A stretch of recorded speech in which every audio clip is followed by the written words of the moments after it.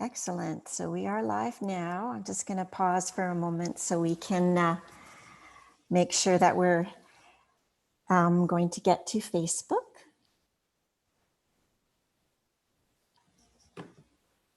For those of you who can already see me, good morning. Good morning. Glad you're here. Welcome to Welcome Home Toronto. Welcome to the celebration of love. And I'm just going to record as well. Excellent. And we'll get started. So welcome everyone to our celebration of love on this Sunday morning, this rainy Sunday morning where we are in this time. But we do come together every week to celebrate and recognize that there is only one power, there is only one life, there is only one love, and each and every one of us is that power, that life. It is us, as us, and all around us. And we get to tune into it and allow it to inform how we show up in the world, what we do, how we express. Our theme for this month is action. Last month, we focused on release, and now that we've created some space, we get to begin to step into action and what that means for us at this moment. I'm so pleased to have Phil Jacob for our musical guest today. We have Ellen Tumpu as our practitioner of the day, and Reverend Fred Wimet is our guest speaker. He's back, I'm so glad. But I'm gonna let Phil start us off with our opening song. So take it away for us, Phil. Thank you, Carrie. Great to be here with everyone today. And in the theme of action, this is a song, the song called What's Up by 4 Non-Blondes. 25 years and my life is still trying to get up this great big hill of hope for a destination. I realized quickly when I knew I should that this world was made up of this brotherhood of man. But whatever that means. And so I cry sometimes when I'm lying in bed just to get it all out. What's in my head, and I am feeling a little peculiar. And so I wake in the morning and I step outside and I take a deep breath and I get real high and I scream at the top of my lungs, what's going on? And I say, yeah, yeah, yeah, hey, yeah, yeah. I said, hey, what's going on? And I say, hey, yeah, yeah, hey, yeah, yeah. I said, hey, what's going on? Oh, oh, oh. Now, ooh, ooh, ooh. Now. So I try. Oh my God, do I try? I try all the time. It is institution. So I pray. Oh my God, do I pray? I pray every single day for a revolution. And so I cry sometimes when I'm lying in bed just to get it all out. What's in my head, and I am feeling a little peculiar. So I wake in the morning and I step outside and I take a deep breath and I get real high and I scream of my lungs, what's going on? And I say, yeah, yeah, yeah, yeah, hey, yeah, yeah. I said, hey, what's going on? It's 25 years and my life is still trying to get up this great big hill of hope for a destination.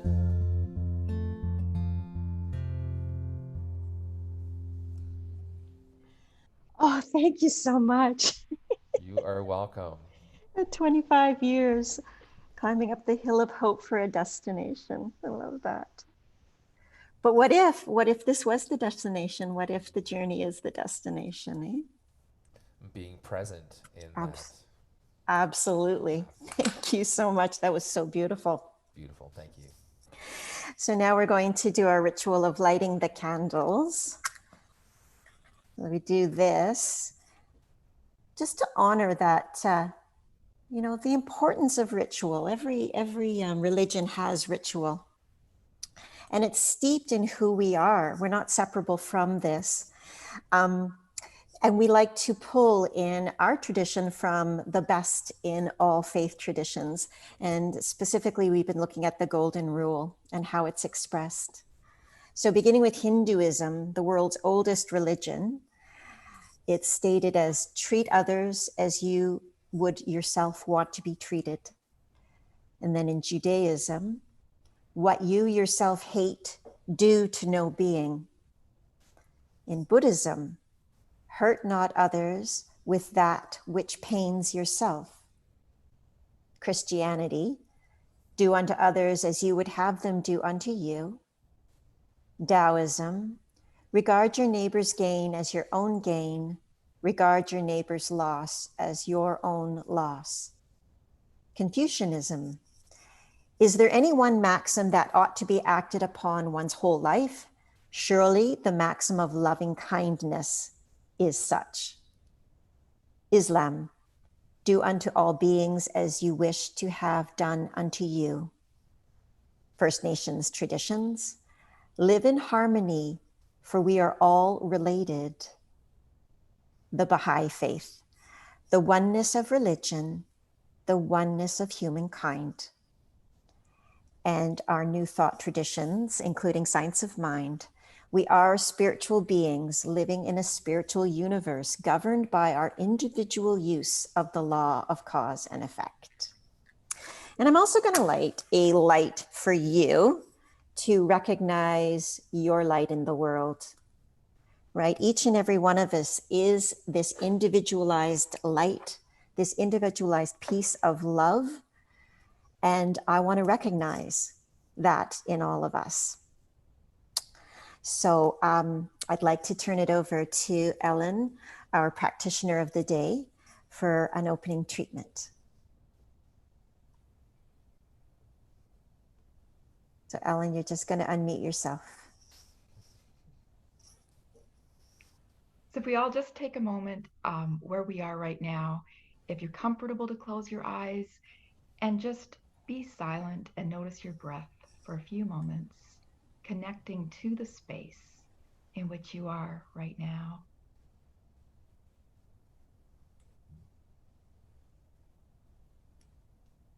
And we know that with this one shared breath, this one breath, this only breath, we are connected and unified as the one spirit, as the only thing that exists.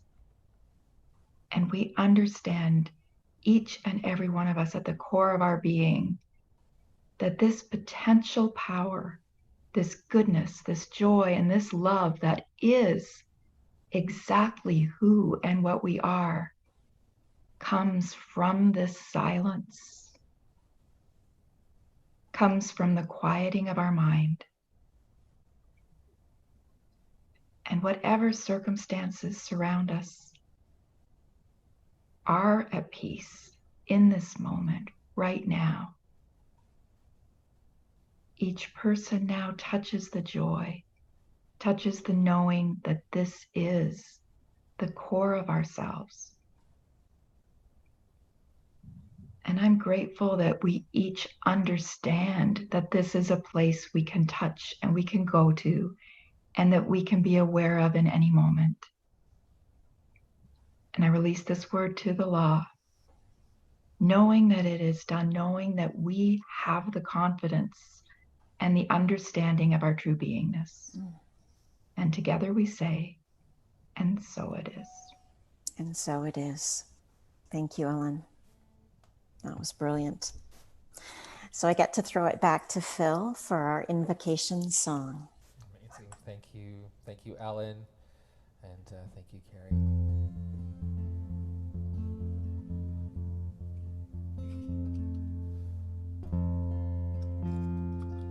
I am all of the things that come to me in my dreams, from the hell to the great big sky. And I stand all of the time and I wonder all of the time the biggest questions. Oh, why? And am I here all on my own, or am I a part of the zone, twilight time? Where is my home? So I ask the trees all of the time, what is really all mine? Well, I end up fine, all on my own. Just be the trees, I'll say we are just being okay with what we are. We are all the same,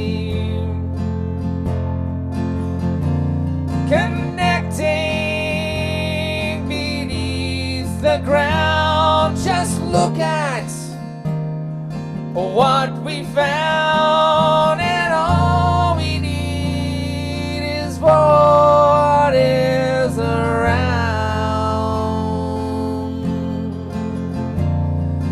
My life is your life now, and my breath is your breath now, and my heart is your heart now. Da da da da da da da. Oh,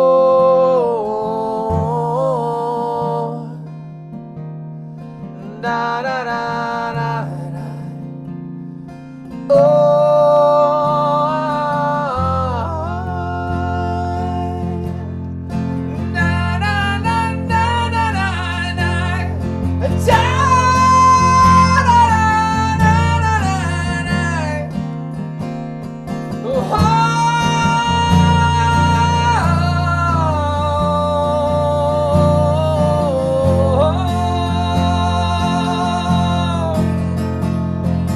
Just be the trees, I'll say, 'cause we are just being okay with who we are.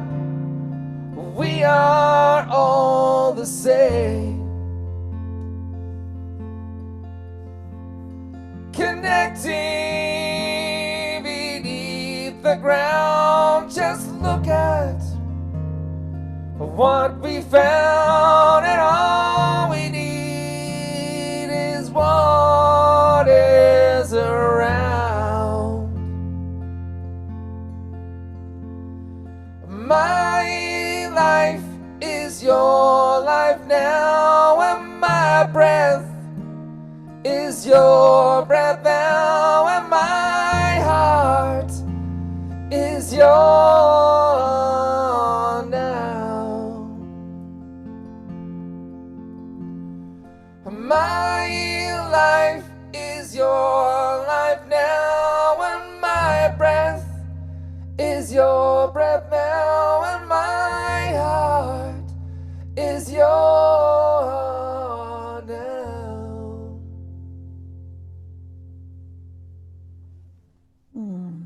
Thank you. So perfect. Those 3 lines just say it all, because we are all one, right? We are all connected. Oh, brilliant. Thank you, Phil. You're welcome.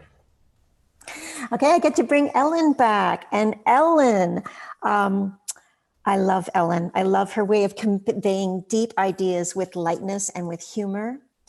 I'm so thrilled that we get to chat this morning. Ellen is also like my ninja behind the scenes techie whiz. And between the two of us, we solve many things technical. So I'm so pleased to have you here today. And our question sort of the month is, what action are you taking in your mind these days, or even in life these days? What action? So I think, ironically, the action I'm taking in my mind is inaction. And I'm actually trying to spend a lot more time in silence, because on the website with our affirmation for the month, it talks about love being compassion in action.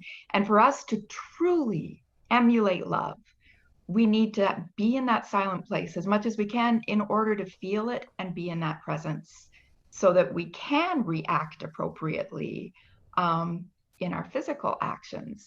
So to take the time to be inactive in our mind, then plants seeds of active thinking that are more purposeful and more in connection with spirit. And I know we get so mired in what everybody else is doing, Right. and we are all one, and we can get frustrated, and we see, this is happening, and it's leading up to this, and we don't know what the idea is going on behind it, and we don't know what's there.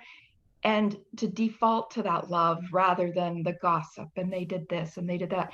And I was in a car jam. I was on the highway, Right. and there was a really catastrophic car accident on the other side that was jammed up bumper to bumper to bumper for miles. And Fred, you've been in this kind of experience, and you think everybody's lined up in that car, in their cars, completely focusing on themselves and their irritability and their frustration, not seeing the catastrophe and life-changing situation in front of them.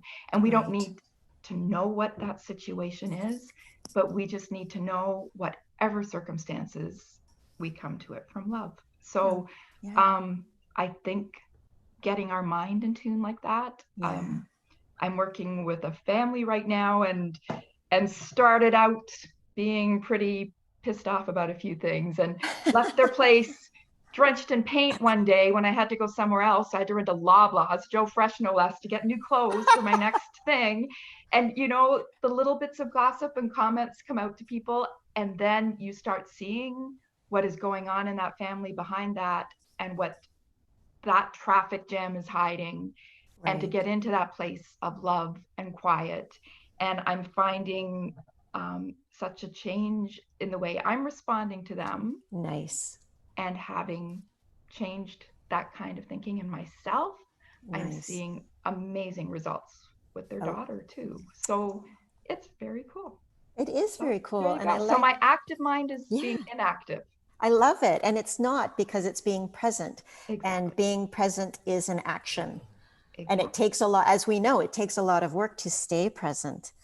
I also like the distinction between action, reaction, and response. So I'm hearing you say that your action is lessening reaction and allowing more responding. More response, and just opening a space of love as a being. So whoever we encounter, whatever we encounter, we don't know the circumstances behind what is making us frustrated. So to have that general space of love and openness and non-judgment and it makes a huge difference. It really does. And it is a practice because we're meaning makers. We want to make meaning, and we don't like having a void of not knowing. So we will fill in blanks, and we will fill in blanks and make meaning, which may have nothing to do with reality. So it is up to us to be really aware of, this is the story. This is, oh gosh, what's her name? It'll come to me. But she says, this is the story I'm making up. Like, so she actually owns when she's filling in the blanks with her own narrative. And she says that by saying, this is the story I'm making up. Exactly. So we can allow space for the real story to unfold. Absolutely. And then have our thoughts create something that is more purposeful and meaningful. Yeah. And based in love. Based in love. Love only. Yep. Yep, I love it. That's so brilliant. Thank you so much, my darling. Wow, that was what I had in my mind. So our affirmation is the action I take in my mind is reflected in my experience. And in this story with this girl, the shift in my action has really changed the experience I'm having with her. So you do see it. It is true. So I'll say it one more time and then we'll say it together. Yep. The action I take in my mind is reflected in my experience. So if we just say it together, the action I take in my mind is reflected in my experience. Thank you. So brilliant. Thank you. And that reminds me of many times as a teacher as well, where I've had to take action in mind, and it has changed how the child shows up in front of me. So it's just brilliant. Yeah. Awesome. Okay. So we get to go back to Phil now for our feature song. What are you treating us to today? I'm going to treat you with another song that I wrote called Doesn't Even Count. And it talks about those moments of like, what do I pay attention to? Do I pay attention to the story that I'm telling myself? Or do I pay attention to the present moment or what's right here, right now? And then, I have those experiences. My mind makes up all the meanings in the world for why everything is happening. I know. And it takes me right out of the magic. So this song took me about 10 years to finish. So like I'm pretty excited to share it and how relevant it is to whatever the subject is today.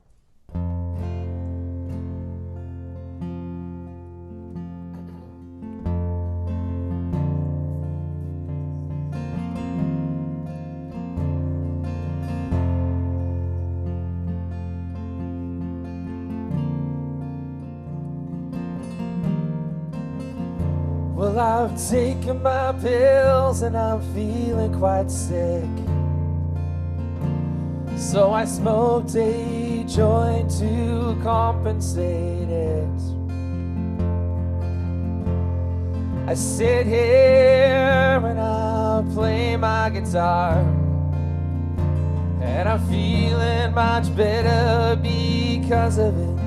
Oh, life, what is it all about? From the midst of our lives we think about the meanings behind everything, when it doesn't even count.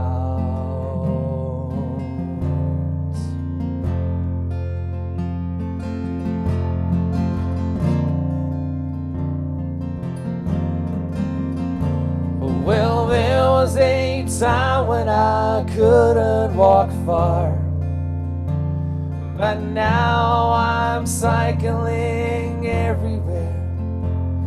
So thanks to the pills that made me quite sick, but it's better to be able to do more things. Oh, life, what is it all about? For the rest of our lives we think about over the meanings behind everything, when it doesn't even count.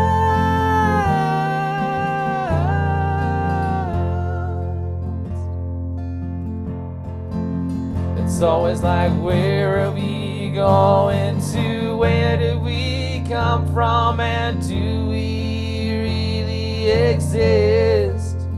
It's about what's in the moment and what we hold true. That's what really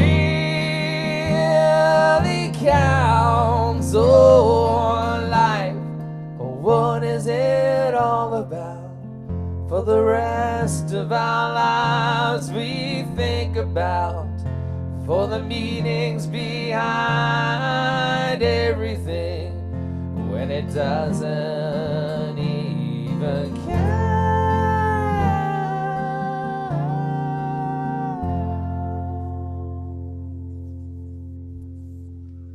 Beautiful. That's so perfect. Thank you so much. And so perfect for what we're talking about, right? Exactly. Yeah, we make meaning that isn't even relevant. And yes, so the inaction or the action that we have a choice. Yeah. What we make relevant, and that's my favorite action of like, yes, I can choose differently right now. Brilliant. Thank you. Perfect. Oh my, and this is just setting us up so perfectly for our feature speaker this week. When I think about Fred, these are the words that come to mind: dynamic, thoughtful, funny, engaging, relevant. So I am very much looking forward to this talk today. And I'm so glad to welcome back Reverend Fred Wimet.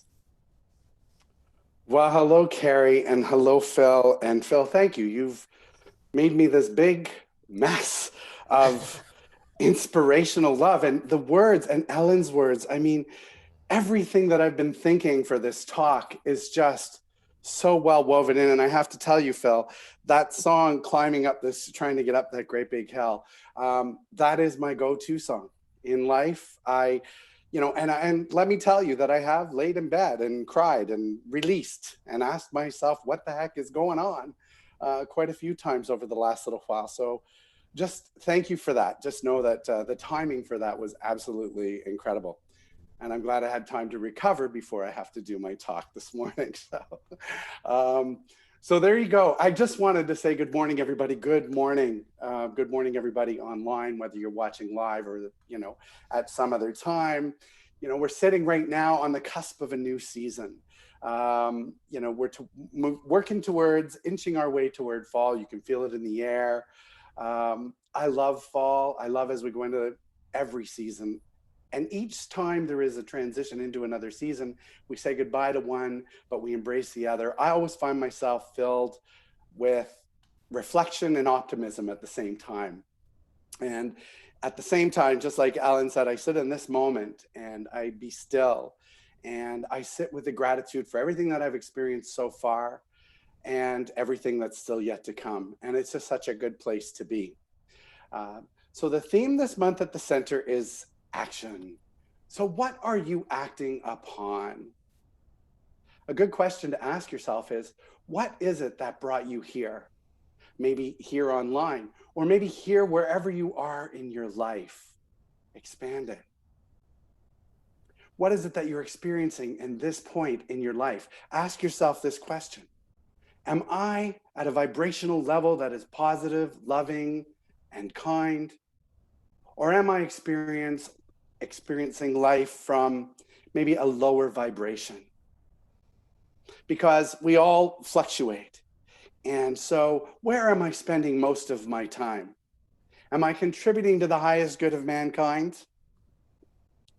Or am I maybe not so much doing that? Because the one thing that we teach in this philosophy is that the law of cause and effect.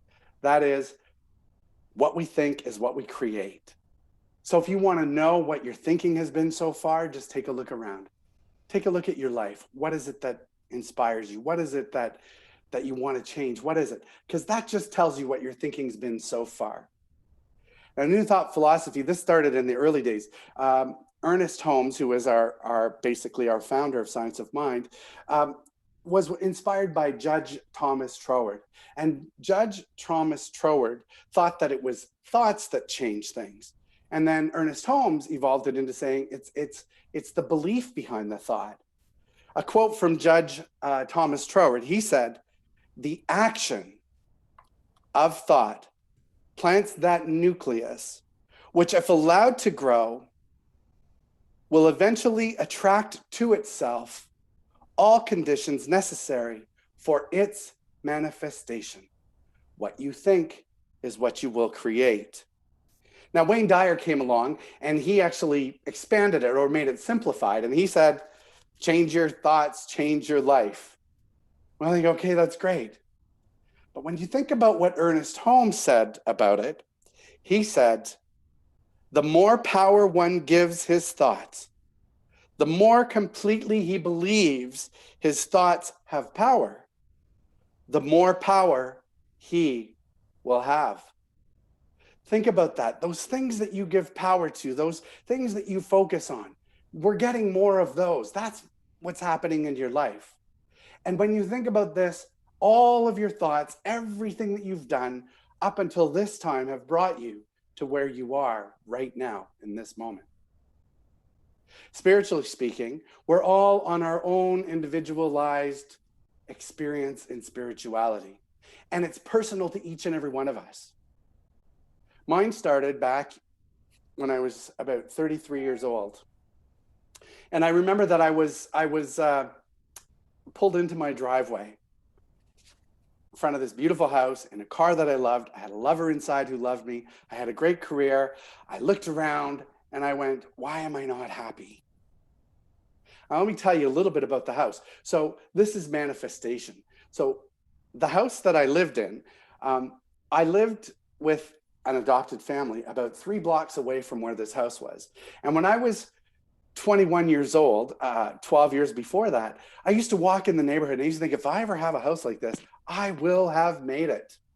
Life will be exactly what I wanted it to be. My car, one time I had gone out to Vancouver and I took a trip up to Squamish and went up to Whistler, and I went through Squamish and I thought, and I rented a Honda Accord and I thought, if I ever own a Honda Accord, I will have made it. And then I thought, if I ever have the perfect wife, now in those days I hadn't discovered that I was maybe not have a wife, but I would have a lover and a partner who I would love, and I had the lover and the partner inside. And I always thought if I had a title, then I will have made it as well. And I was actually a magazine publisher. I was one of the youngest publishers in Canada for trade publication, traveling all over the world. And I'd get to these conferences and they would put me up into the suites and all of that because I was the magazine representing the industry. So I was really living the life. To the outside, everything looked perfect. And yet to the inside, I felt beholden to everything. And my spiritual journey began at that moment consciously. I mean, I've always lived a spiritual journey, we all have, but I started consciously living because I thought, what is it why am I not happy? I said, if I had all of these wonderful things, I'd be happy. And I'm no happier now than I was when I was maybe living on the streets. And I realized that at that moment that the happiness or what I was seeking was something inside. I started to realize that everything that I had done in my life had taken me to this point. I had taken action, small steps, and everything was working out. And to the outside, everything was perfect. And the universe said yes. And then I thought, why did the universe say yes to me and I'm not happy? Why do I feel beholden to this? Because at that time, I didn't realize the gift that I was given. And the gift that I was given was that I was allowed to see that everything that I sought, everything that I needed to make me happy was inside. I mean, have you ever done that? Have you ever strived for something? You took action, you worked hard, you kept it in focus and you got there and maybe it wasn't everything that you expected it to be. Nothing can make us feel anything in our lives that we are not equal to. The same is true with our mind. Viktor Frankl, who was in a concentration camp in the 1940s, when he was let out of the concentration camp, they asked him, he said, I found peace and happiness. And they said, well, how did you do that? With all of these circumstances, everything that was going on around you, how did you find peace? And he said, the one thing that they could not take was my mind. They could take everything from me, but they could not take my mind, my sense of peace. So he refused to give that up. Well, think of the people in our lives too. I mean, we sometimes think that people give us joy or happiness or pain or whatever the case is. And yet we know that, as Reverend Helen said last week, no one can make us feel anything unless we consent to it. It is inside of us, and it is our interpretation. We are at choice with our action, and we are in choice with our interpretation of that action. So most of you know, many of you know, that my sister passed away suddenly last month. And I've been thinking about her a lot, and I thought about one thing that happened, one story that she had posted on Facebook, and then we talked about it. But the story kind of relates to this a little bit too. She was actually sitting in her car, and she saw an elderly gentleman fall down at the corner, and people walked by and didn't pay attention to him, and other cars drove by, and she pulled her car into the parking lot and went over and helped him, called 911, and waited till they arrived, and she made a new friend. They actually became very good friends. And then she posted on Facebook, she posted and said, what is wrong with people? How come they didn't stop? How come they didn't stop? They didn't take care. What is wrong with humanity? Why are people like this? And then, of course, the posts that followed were her friends saying, I know, and coming up with examples of exactly how terrible people are, that they don't take time for each other, that they don't look after each other, and how dare they, and it's a horrible thing. And I remember reading it, and I felt sick, and I thought, here's a good deed, and yet the interpretation is, how dare people do this? And I remember thinking, there's got to be a different way to look at this. And so I simply went on and I posted, I am so glad that you were there to help this gentleman. You'd almost think that your whole life led up to this moment so that you could be there to help this gentleman when no one else would be. And because of that, your reward is that you've now made a friend who may be a friend for the rest of your life. And it turns out he was. Now, all of a sudden, what happened in that shift of consciousness and just taking it from that difficult conversation or that difficult situation that she was planting, the difficult interpretation, it actually changed everything. All of a sudden, people started posting stories of theirs that go, yeah, you know what else happened? I remember when this happened, and I was so glad that I was there. So it just had a bit of a shift in consciousness. Are you contributing to that? Or are you contributing to the other type of interpretation when we come up against things? Remember, we all bring our own interpretation, our own view of things to the world. And right now we live in a world that appears divided. We know that. But is there another way to see it? Can you see something completely different from someone else and still be in a place of love? I mean, it's all perspective, isn't it?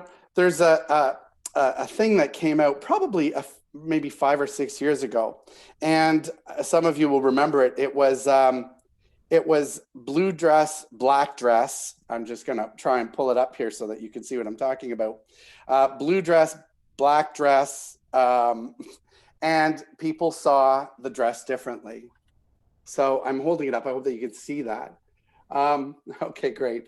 So some people see it as blue and black, and some people see it as white and gold. I have to tell you, I have only ever seen it as white and gold. Now, how can we all look at the exact same picture and see something totally different? And I remember people losing their minds over it. People were like, are you black and white? Are you black and blue? Or are you a white and gold? And there were these camps set up of different people with different thoughts and different ideas, and I remember thinking, we're looking at the exact same things, but we're all seeing it our own way. And then a couple of years later, there was another one that came out, and it was a vocal one. It was, you played it, and it said, you heard Laurel, Laurel, Laurel, or you heard Yanny, Yanny, Yanny. And I remember I only ever heard Laurel, and I would play it for people and go, can you believe people hear Yanny? And they go, I hear Yanny. I'm like, how do you hear Yanny when we're listening to the exact same thing again? We all get to hear it our own way. We get to see it our own way. We get to hear it our own way. And it's foolish to think that we would ever get into divided camps completely and stop loving each other or be hateful towards each other when really there's so much more that unites us. remember that what we focus on, we get more of. What are some of the things that we could focus on instead of how we see things or how we hear things? What about if we focused on love and respect? What about if we focused on the things that we have in common? What about if we focused on being kind and making that what we choose to see? You know, I loved Phil's song. Well, it's every one of your songs, Phil. It was like, you know, just wove into everything. But I love in that song where you said, the bigger question, ask the trees. And they're connecting beneath the ground. And it says, we are all the same. My breath is your breath now. My life is your life now. Wow. So where are we now? You know, we all have visions of things in our lives and we start to plant seeds. And actually, you know, Reverend Helen is going to start a vision workshop, a vision class, and I recommend that we all do it. I have a vision board that I did back there on January the 2nd. Who knew the world would be what it is? But the last vision board I did was 2009, and almost everything on that vision board came to fruition when I looked at it a couple of years ago, and I thought, that's incredible. I planted those seeds. I mean, we know that this stuff works. I'm going to tell you that I was thinking about that because I was thinking about in high school, we used to go to the guidance counselor, and the guidance counselor would give us this, you know, this aptitude type of thing to see what kind of vocation or what kind of work we might want to do if we were to take post-secondary high school studies. And I remember that the thing that came up for me was nursing, because I had a 97 averages in the sciences, and biology was, I mean, I had 99%. I actually got a little bit of a scholarship for having one of the highest marks in the high school.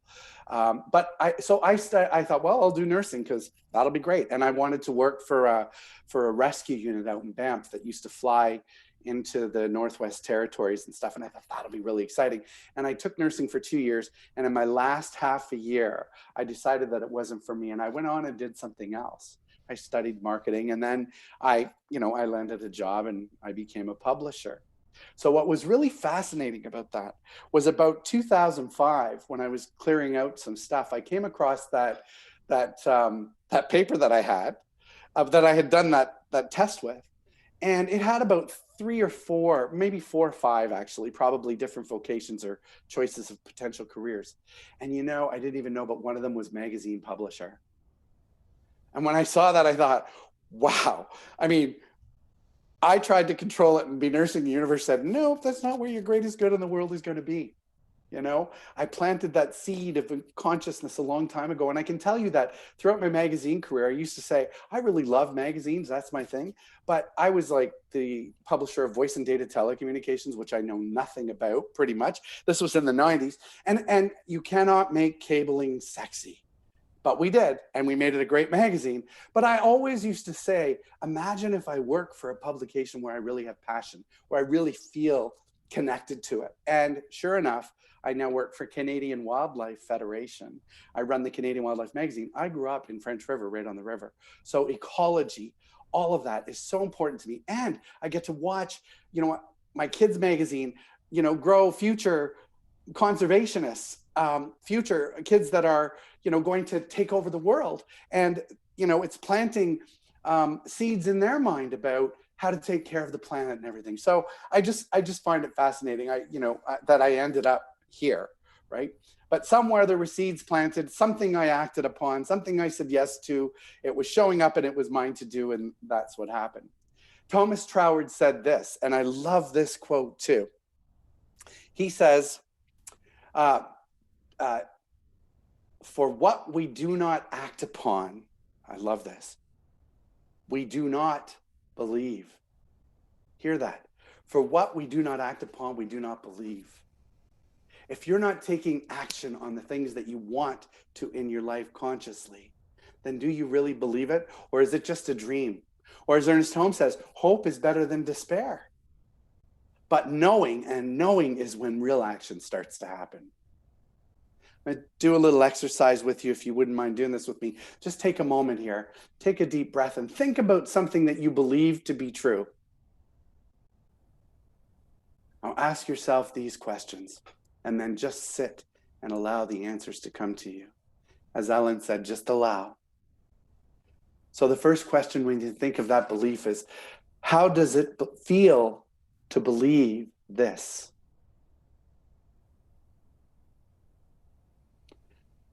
Second question to ask yourself is it helpful to me to believe? Third question, is it helpful to others?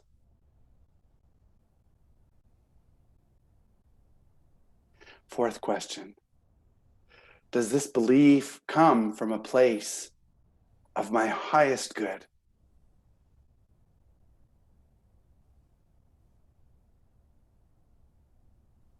Does this belief come from a place of the highest good of others? Sit in whatever answer comes to you. Allow it to come through you. And if it's not serving those purposes, reevaluate, take a look at it. Know for yourself whether it's still serving your highest good. Well, as I close my talk this morning, I just want to say these things. Remember, we each have our own unique experience with our spirituality. Allow that and respect it in others.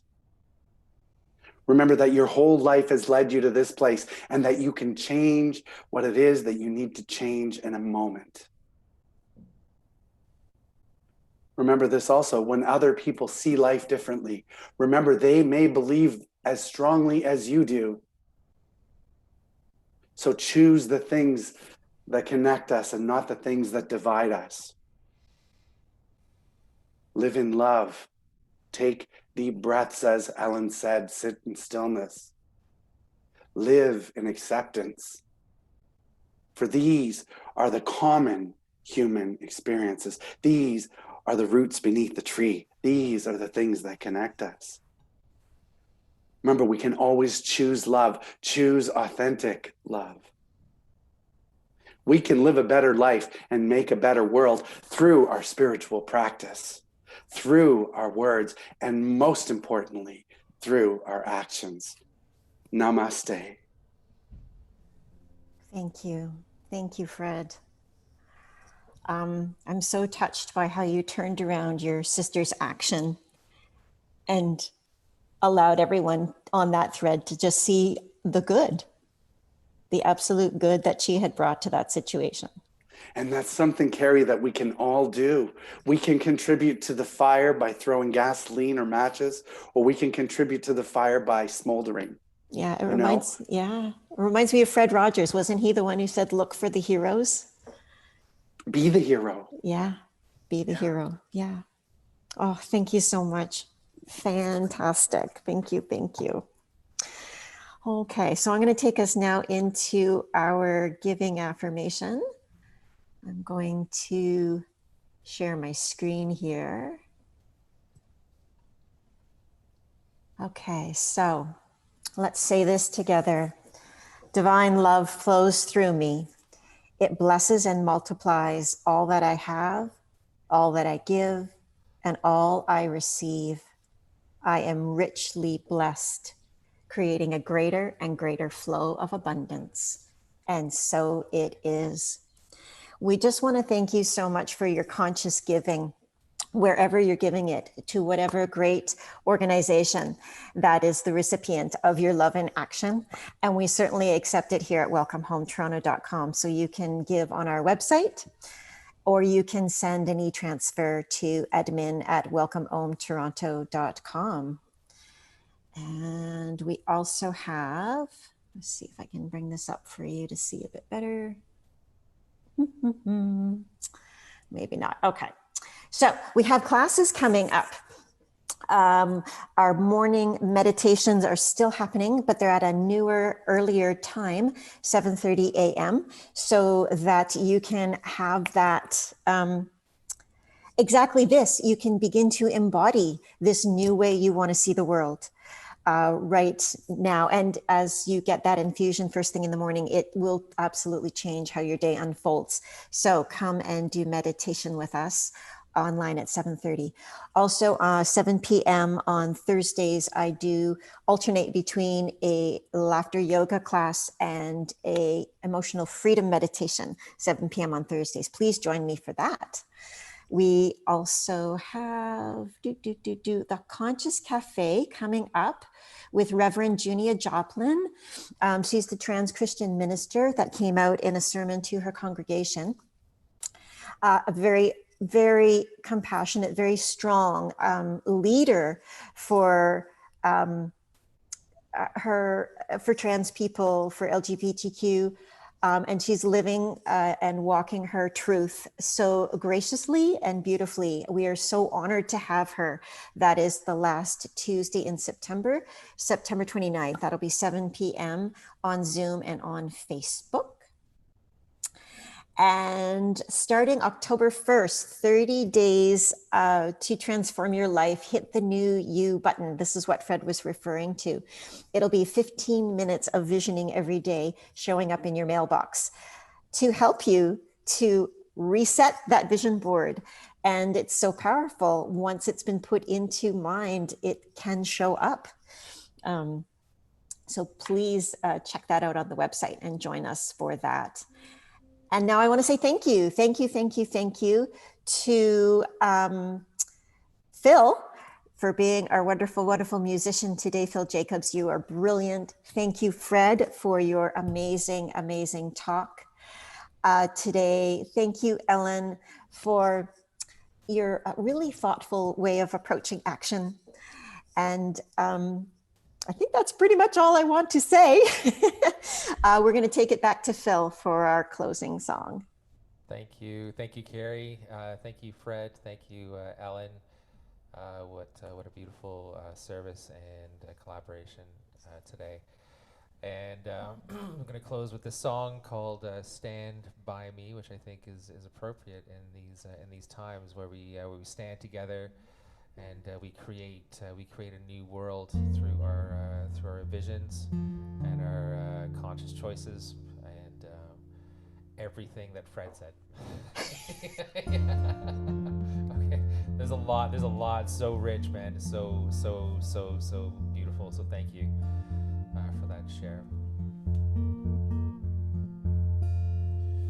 When the night has come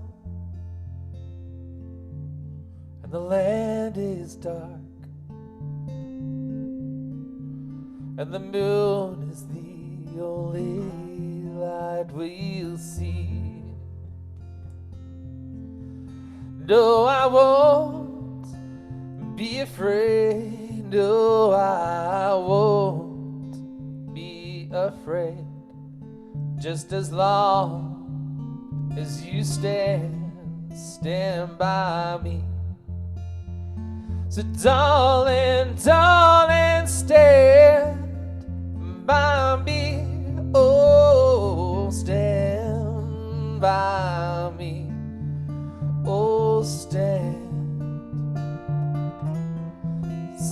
by me. If the sky that we look upon should tumble and fall, or the mountain should crumble to the sea,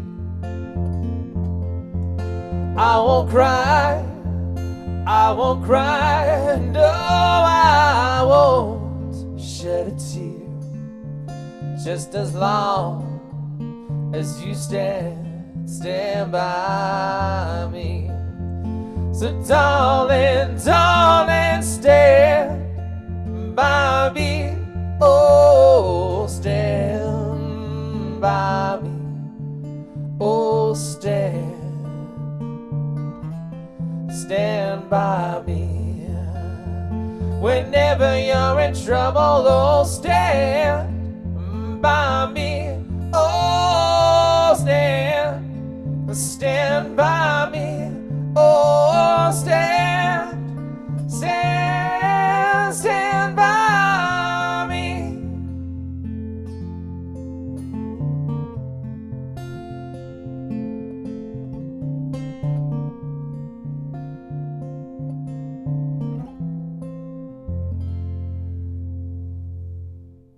Thank you. Thank you so much, Phil. So welcome. Thank you. And thank you to everybody who's joining us here online, live, on Facebook, on YouTube, or in the archives. Have an amazing week, everyone. And we'll see you next week. Bye for now.